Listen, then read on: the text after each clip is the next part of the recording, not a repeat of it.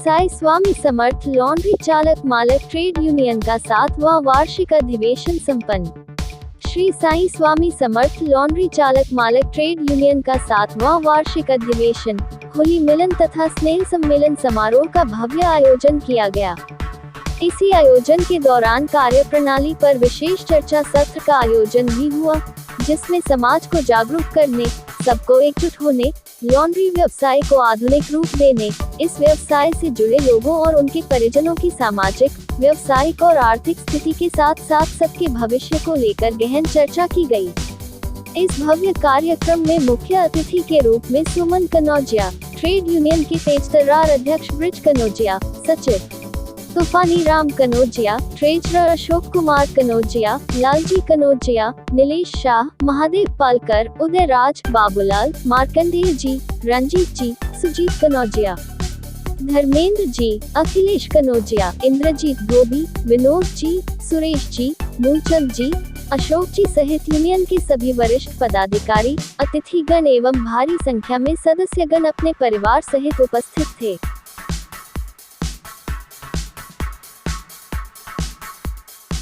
आज से 9 साल पहले हमारी कार्यालय है सरोजिनी नायडू रोड पे,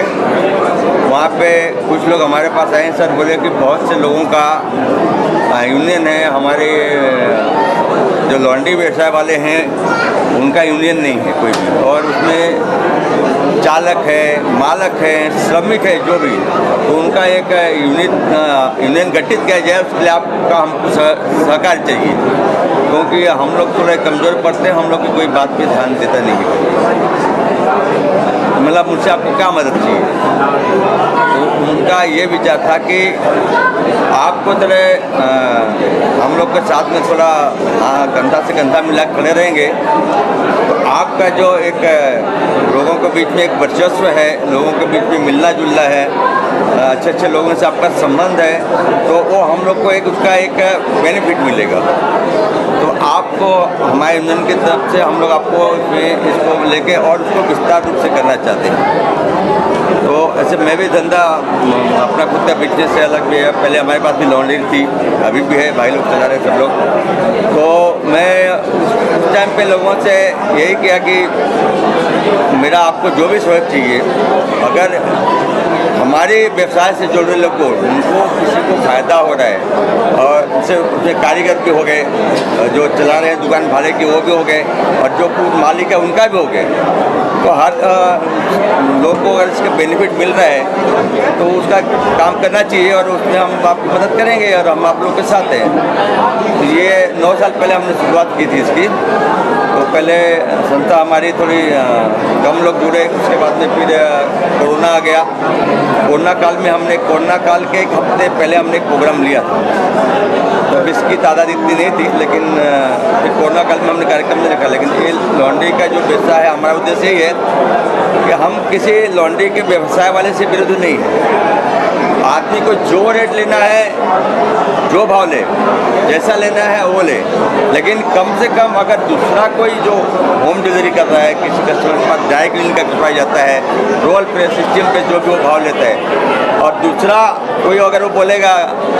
जिसके पास कोई साधन नहीं है, कोई मशीनरी नहीं है, तो वो आदमी कम भाव में लेके जाके एक तरह का कंपटीशन खड़ा करता है। इसके लिए कोई गाइडलाइन आपने यूनियन की ओर से जारी की है क्या? हाँ, समाज के लोग हैं, व्यवसाय से जुड़े हुए लोग हैं,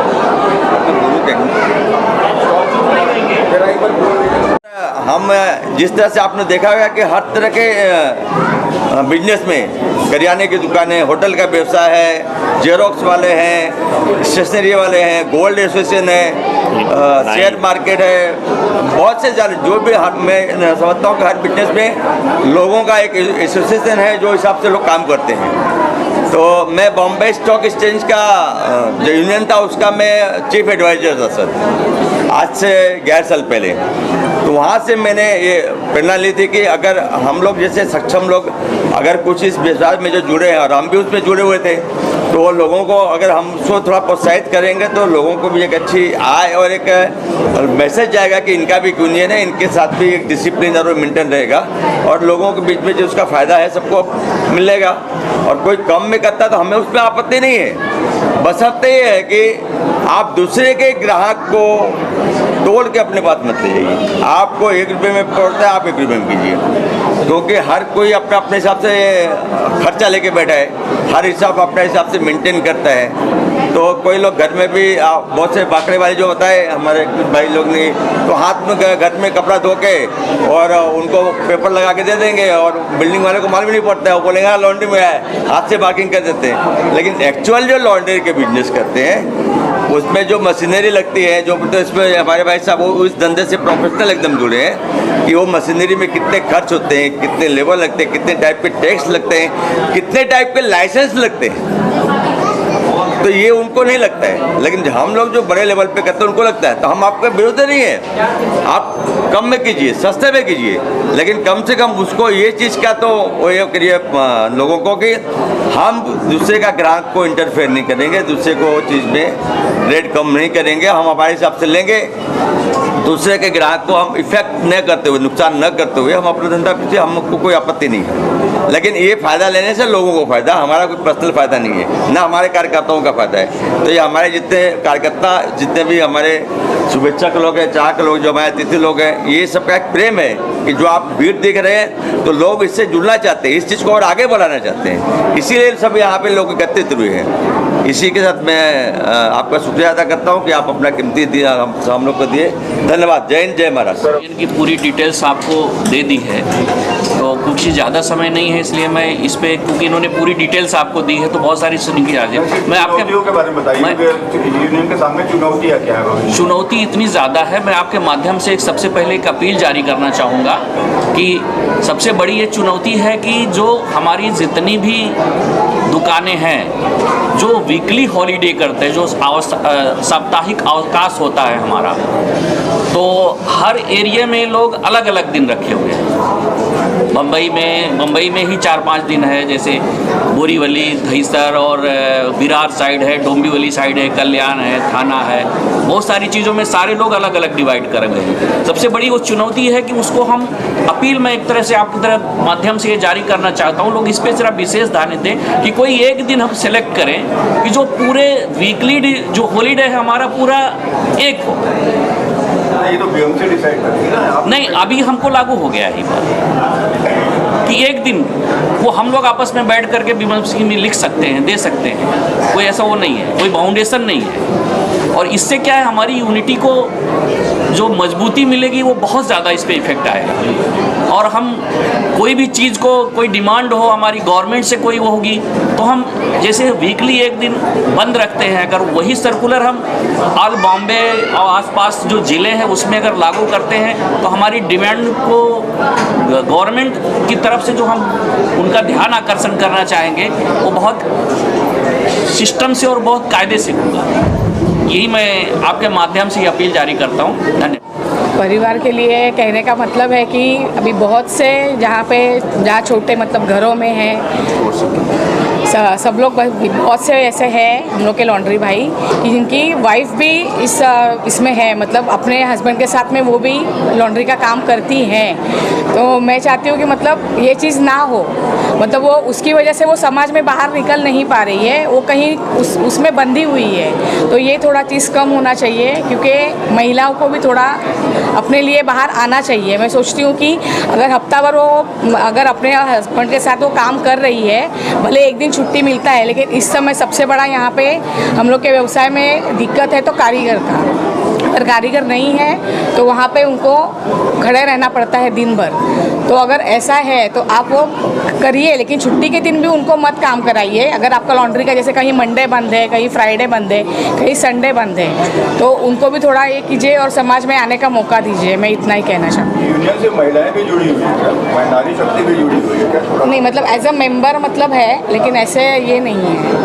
भविष्य में ऐसी योजना है कि महिला शक्ति? हाँ, मैं मतलब सारे संस्थाओं से ऐसे अपील करना चाहती हूँ, जितनी भी मुंबई में संस्था है, मतलब कि अगर अलग अलग संस्था, जैसे सब जगह पे संस्था है, आज बहुत सी है, घाटकोपर, कल्याण, डोंबिवली, बोरीवली, मीरा रोड, विरार, वसई। तो यहाँ की महिलाओं को मैं चाहती हूँ कि हर एक संस्था की 2-2, 3-3 लेडीज़ को आप लोग एक कमेटी के टाइप रूप में बनाइए, कमेटी के टाइप में उनको साथ में लाइए, और वो 3-3 महिलाएं, हर एक संस्था की 2-2, 3-3 महिलाएं जुड़ के पूरे मुंबई की महिलाओं को इकट्ठा लाने की कोशिश करें। बहुत बढ़िया, बहुत बढ़िया। पहला नंबर तो हम रजक कंज्यूमर सोसाइटी के हम चेयरमैन हैं, रजक कंज्यूमर सोसाइटी के कुलावा धोबी घाट। वहाँ पे हमारे बहुत सारे धोबी भाई हैं। रेट के बारे में बोलना चाहता हूँ, अगर यूनियन बन जाएगी, और यूनियन बहुत ज़रूरी है बनाना,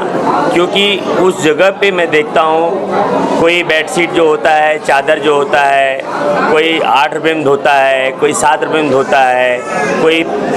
9 रुपये में धोता है, कोई 6 रुपये में धोता है। तो वो काम बराबर नहीं करते हैं, जो कि काम अच्छा परफेक्ट काम करके देने के लिए कम से कम 15 रुपया एक बेडशीट का मिले, अगर वॉशिंग करके उसको डिलीवरी करते हैं। लेकिन क्या है कि अब हमारे भाई लोग कम रेट में लाते हैं और बराबर काम करके तो दे रहे हैं, लेकिन क्या होता है उनके पास सारी सुविधाएं नहीं है, रोल प्रेस नहीं है, ड्रायर नहीं है, ऐसी धूप में सुखा देते हैं, तो वो कम रेट में काम कर देते हैं। तो जब यूनियन बन जाएगी, जब हमारी बन जाएगी, तो एक रेट अगर हमारा बन जावे, पूरे आल महाराष्ट्र या पूरे आल इंडिया में बनना चाहिए रेट, कि हमारे जितने भी भाई लोग हैं हमारे धोबी समाज के, और अच्छा काम करके देवे, जो कि सामने वाला अपना कस्टमर भी खुश रहे और कुछ हमको भी 2 पैसा मिले। जो कि आज के दिन में मज़दूर जो होते हैं, बहुत मज़दूर तो पहला नंबर इतना हार्ड वर्क है हमारा धोबी के लोगों का, कि कपड़े उठाने में, बैठाने में, उसको ले आओ, एक कपड़े को कम से कम तो 25 या 30 बार उठाना बैठाना पड़ता है। कपड़े गिनती करो, उसको गिन के ले आओ, गिन के ले जाओ, कपड़े भिगो, उसको वॉशिंग में डालो, वॉशिंग में निकालो, ड्रायर में डालो, उसको प्रेस करो, फिर उसको कपड़े गिनती करो, फिर बांध के ले जाओ, फिर सामने वाले के यहाँ गिनती कराओ। मतलब वो 2500 बार एक कपड़े को हम लोग 25 बार उठाना पड़ता है, उसका हमको कोई भी रेट नहीं मिल पाता है। तो इसमें रेट्स के लिए मैं गुजारिश करूँगा, यूनियन हमारा बने, मजबूत यूनियन बने, और हमारे भाइयों का रेट एक बने, और रेट बन के लोगों का अच्छा काम हो। काम नहीं अच्छा करके वो हो रहा है, हम लोगों का बहुत गड़बड़ी हो रही है। और हम लोग का कोविड में इतना हम लोग ने, कोरोना टाइप में इतना हम लोग का लॉस हो गया कि कोरोना में एक दूसरे व्यक्ति को हाथ लगाने के लिए डरते थे, छूने के लिए डरते थे, तो कपड़ा कहाँ से देंगे। हम लोग का धंधा जो है 2 साल तो एकदम मर गया, मतलब कि कपड़े लोग देने के लिए डरने लगे कि कपड़ा क्यों देवे हम धोबी को, क्योंकि एक आदमी से टच नहीं किया जाता है। तो हम लोगों का 2 साल में धंधे इतने बेकार हो गए सर, कि क्या बताऊं, हमारे सब धोबी भाई कोरोना में एकदम निर्धारित एकदम खत्म हो गए, एकदम कमज़ोर हो गए। मतलब हर व्यक्ति कर्जदार बन गया, हर धोबी कर्जदार बन गया। तो यूनियन हमारा बहुत ज़रूरी है, यूनियन करके एक रेट लावे, क्योंकि हमारे सामने वाले कस्टमर को भी नहीं तकलीफ़ हो, और हमारे व्यवसाय जो लॉन्ड्री वाले हैं उनको भी ना तकलीफ़ हो। धन्यवाद। ऐसा है कि अभी जैसे सुजीत भाई ने कहा, लिखित रूप से सरकार से कुछ मांग करनी चाहिए। तो हमारा इस यूनियन के मार्फत हम आगे चल के सरकार से यही मांग करेंगे कि हमारे समाज के व्यवसाय पे जो अतिक्रमण हो रहा है दूसरे लोगों की तरफ से, तो वो अतिक्रमण को रोका जाए, और हमारे समाज के लोगों को जो हमारा व्यवसाय है वो जैसे लॉन्ड्री का व्यवसाय, जो हमारे होटल्स हैं, हॉस्पिटल्स हैं, या और भी जो जहाँ पे अपने रेलवेज़ हैं, कि जो व्यवसाय हमारे समाज के लोग कर रहे हैं उनको ही मिलना चाहिए, हमारी जाति के लोगों को ही मिलना चाहिए। ये अतिक्रमण रोकने की मांग यूनियन के मार्फत सरकार से जल्दी करने वाले हैं। देखिए, ऐसा है कि अगर सरकार, हम लोग लिखित रूप से यूनियन के मार्फत सरकार से मांग करेंगे कि हमारे समाज के व्यवसाय पे हमारे समाज के लोगों का ही कब्जा हो। जिस तरह से मत्स्य व्यवसाय हो गया या अन्य व्यवसाय पे उनके लोगों का कब्जा है, उसी तरह से हमारे व्यवसाय पे हमारे समाज के लोगों का ही कब्जा होना चाहिए। अगर इसके सरकार ने इस बात को अगर नहीं माना, सरकार अगर इस बात को अगर मांग को नहीं मानती है, तो हम लोग पूरे मुंबई के आसपास जितने क्षेत्र हैं, यहाँ तक कि हम लोग महाराष्ट्र में एक जन आंदोलन करेंगे, हम लोग बंद करेंगे। आज जो सफ़ेदी है नेताओं की, वो नेताओं की सफ़ेदी अपने आप उतर जाएगी अगर हम लोग ने तीव्र आंदोलन किया तो। मीटिंग को लेके मैं ये अवगत करना चाहता हूँ कि हमारे आदरणीय अध्यक्ष श्री ब्रिज कनौजिया जी ने जो ये लॉन्ड्री यूनियन, जो ट्रेड यूनियन का निर्माण किया है, तो ये एक बहुत ही अच्छी खबर है, ताकि हम ये जो ट्रेड यूनियन के माध्यम से जो हमारा कई वर्षों से ये प्रॉब्लम रेट भाव का मुद्दा का था, हम इसे लगभग ये प्रॉब्लम को सॉल्व करने में सफल रहे हैं। और साथ ही मैं आपके चैनल के माध्यम से बताना चाहता हूं कि जो सरकार में बैठे हुए लोग हैं, जो समय समय पर दूध का है, अनाज का है, सब्जी का है और किसानों के ऊपर ध्यान देते हैं, उसी प्रकार सरकार हमारे धोबी भाइयों के ऊपर भी ध्यान दे, ताकि समय समय पर उनका भी रेट भाव बढ़े, उनका भी निर्माण हो और एकजुटता दिखाई दे। ये मेरा सरकार में बैठे लोगों से ये निवेदन है कि आप इस जो धोबी लोग हैं, जो हमारे धोबी भाई हैं, इनके पर भी विशेष रूप से ध्यान दें, क्योंकि इनके वजह से आपकी क्रीज टाइट है। नहीं तो आप लोग भी बिना प्रेस किए हुए और बिना धुले हुए कपड़े जाके विधानसभा में या मंत्रालय में वैसे ही पहन के बैठोगे आप लोग। क्या लिखित रूप से कुछ सरकार से बिल्कुल आने वाले समय में हम सरकार से लिखित रूप में मांग करने वाले हैं और ये बड़े पैमाने में करेंगे, क्योंकि हम सरकार को ये बताना चाहते हैं कि जिसके वजह से आप लोग ये संसद में, ये विधान भवन में, मंत्रालय में आप लोग क्रीज टाइट करके बैठते हो, तो हमारे पर न ध्यान देके आप लोगों के ऊपर क्या असर पड़ने वाला है, ये हमारी एकजुटता यूनियन, ट्रेड यूनियन और सभी लोग ये सरकार को बताने वाले हैं, ताकि सरकार को ये लिखित रूप में हमारी मांग को पूरा करना पड़ेगा।